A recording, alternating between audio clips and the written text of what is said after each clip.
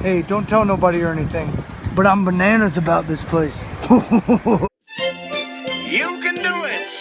Further adventures in Japan! Hello all you wonderful people, I'm back at Universal Studios Japan. Doesn't seem too busy today. Of course, I'm gonna walk a little further in, it's gonna be packed.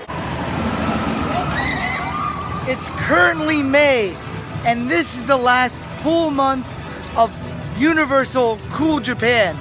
An event that has Godzilla, Detective Conan Escape the Room, some Monster Hunter, and of course, Attack on Titan. This is the last full month with this giant monstrosity being here at Universal Studios Japan. Where do they put these things? Last year there was an entire wall here. They built a wall. Some guy dressed up like a Titan. And now there's a giant colossal Titan. And to say that this thing is not colossal is doing it injustice. Surprisingly, I get a lot of questions. Shh, I'm talking, that's very rude. I get a lot of questions about Universal events out here in Japan and pricing and stuff. People come and comment to me and leave messages on my videos saying like, how much is it to get in? And like, when are these things coming? Which is kind of crazy. You're asking a YouTuber. I'm just a guy telling you about stuff. I don't know these things. But since Universal Cool Japan is ending, this bad boy is going to continue its run and keep on going. So you guys better say goodbye in whatever language he speaks. Well, maybe he sounds like that roller coaster going by. Of course, if anyone does know how to speak Titan, please leave a comment down below. I'd be happy to hear if there's a language to it, which I don't think there is. So if you do want to come down here and experience the Godzilla ride and the Attack on Titan ride in this theater, you have just about a month to do that. Actually, I'm a little embarrassed. I've been here a couple times and I've still not done the Attack on Titan show. I hear it's very violent and very scary, but the system to see the show is kind of confusing. This is one theater and they have two attractions in it, Attack on Titan and Godzilla. So basically one theater shows two shows. And Godzilla is pretty awesome. It's worthwhile, especially if you travel around Osaka, because it takes place right here in Osaka, and Universal Studios Japan actually gets attacked by Godzilla. But there's something in the queue I'd really like to show you. And it's not this newspaper. Oh, arigatou gozaimasu. Oh, Godzilla's attacking. Sumimasen. これはsign, Akira Kurosawa sign. Mite? That sign over there. Can I see? Kono, yeah, can I read it? Oh, thank you. I had to ask for it, but they let me come see this little plaque here. I've never shown this off. If you don't know who Akira Kurosawa was, he's an auteur of film, a Japanese director. And his movies influenced George Lucas with Star Wars and The Magnificent Seven. If you've ever seen A Fistful of Dollars, that really is Yojimbo, which is a great movie. And Star Wars is basically The Hidden Fortress. If you haven't seen those films, I highly recommend it. And of course, Magnificent Seven is based off The Seven Samurai. Arigatou gozaimasu, thank you.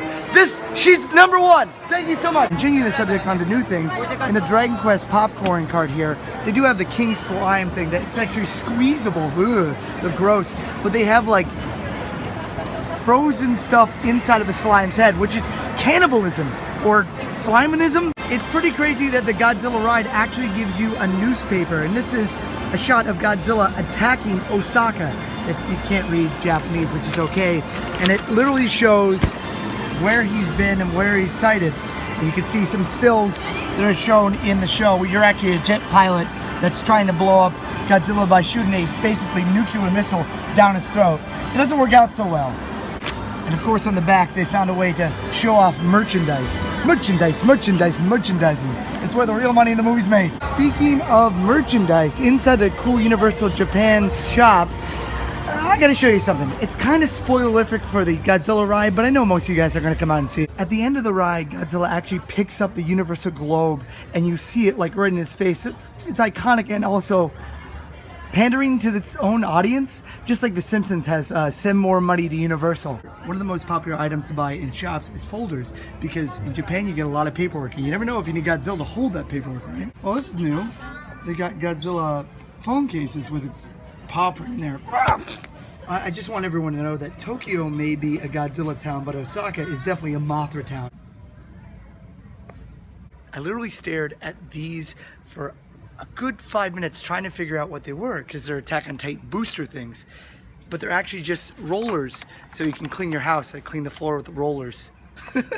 I would have never put that together. Anyone that really likes Attack on Titan, you guys could buy this. It's only about $1,000. People would think, man, that person really is a cosplayer. He spent $1,000 on a thing that doesn't even work. Everybody's got their passions. Man, these popcorn holders are intense. It looks like it would bite your hand off. Of course, they're not joking around with the name of this ride either. You will not survive. Is that like that advertisement where that guy was trying to time travel and was looking for someone to time travel with him?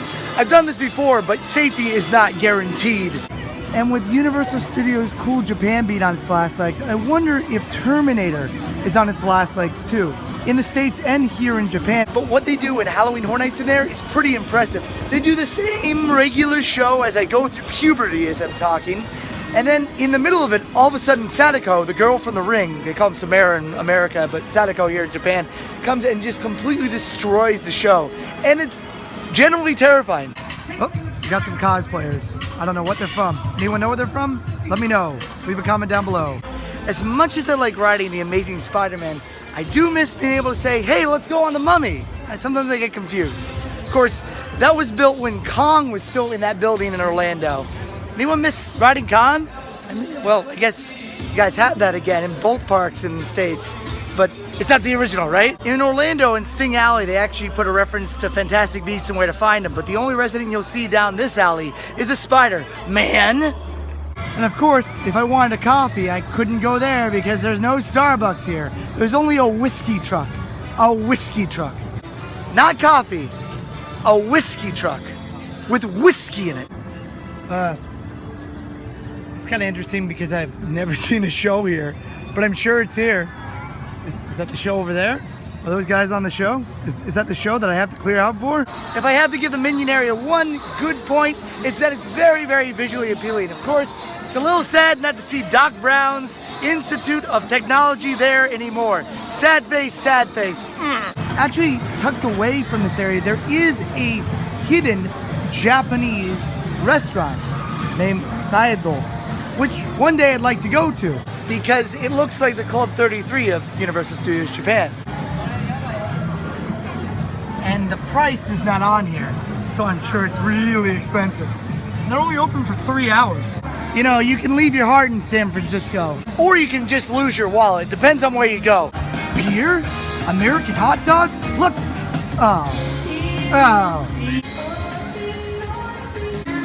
So right now I'm leaving San Francisco and heading to Jurassic Park, and I never really noticed it, but when you cross this bridge, you hear like a jingle of bells. Not jingle bells, but you hear them, and that's the separation between the real and the fantasy. The fantasy world of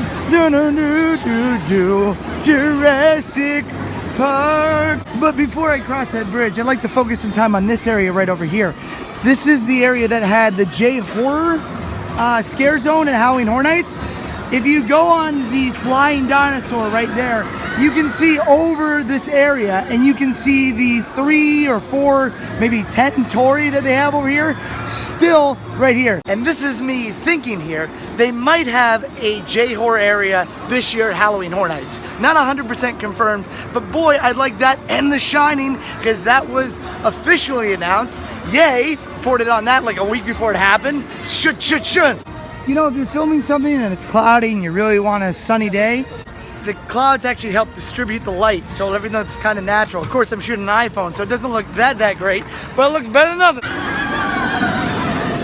You know, many people say to me, hey, you go out to Universal Studios Japan all the time. Why don't you get a job there? And you know, that would be a fun thing to do. I think I do pretty well, but I worked at Universal in Florida. I had a great time, really enjoyed it, and I want to move on to something different. And I'm really, really happy that I'm teaching out here because it's something that's rewarding and something that's pretty exciting. Like this John Williams score that I'm probably going to be flagged for. If Universal Studios Japan was looking for a space to put a haunted house, the queue line of Waterworld would be a pretty decent place. Of course, they'd have to shut the ride down early, but boy, oh boy, I think people would be really sad missing out on one show to gain one haunted house. You know, it's kind of a shame that when you look at the Jurassic Park gates, all you see is netting because of that roller coaster that just went by. Apparently when people go on a roller coasters, they bring a lot of stuff on them. Pens, pencils, keys, kitchen sinks, and you know, that lands on people. So they gotta put tarps up. It's safety. In Japan, they're very, very precautious about these things. That's why you can't film on most rides. But I think most roller coasters and rides are doing that stateside as well. I've heard that from a lot of YouTubers that film stuff. They're like, yeah, I can't film on rides no more. We used to be able to, but we can't. But I understand safety. I've never come over to this area before, but I like this Jaws sign that says no swimming, hazardous area, beach closed. You can't close the beaches on the 4th of July. Folks, I want you all to know something. It's always a good day when you come out to Jaws and the line is short and you can see a shark. Now color me confused because a couple of weeks ago I was here for the Hogwarts Expecto Patronum show where the Dementors come out over the lake, and I just asked, I'm like, is it going on tonight? And no, that just premiered 4 weeks ago and they're not doing it regularly. That's interesting. That's one thing that's kind of interesting about USJ. They don't always tell you when things are going to happen. So if you're planning for Halloween Horror Nights like now, you won't know until like July or August what's going to be here. Interesting. The sun has gone down and it's getting a little late. And as I stand next to the giant armored Titan that will only be here temporarily, you have to enjoy the things while they last, especially out here in Japan, because in Japan, time is a theory. Time is something that just goes by and you can never get it back, ever in your life. And they know that here in marketing. With Starbucks, they only bring out a drink once, one time, and after it's gone forever. So they're very good at that. So you will never see this statue again after next month. But you gotta enjoy it while it's here. And with that, I'm gonna say you can do it, I can do it, we can all do it. You guys stay groovy. I'm gonna get out of here because it is drizzling a little bit, and I brought my pants that if I get wet, it looks like I've urinated myself. Wow. Yeah, he must work out. Whoa.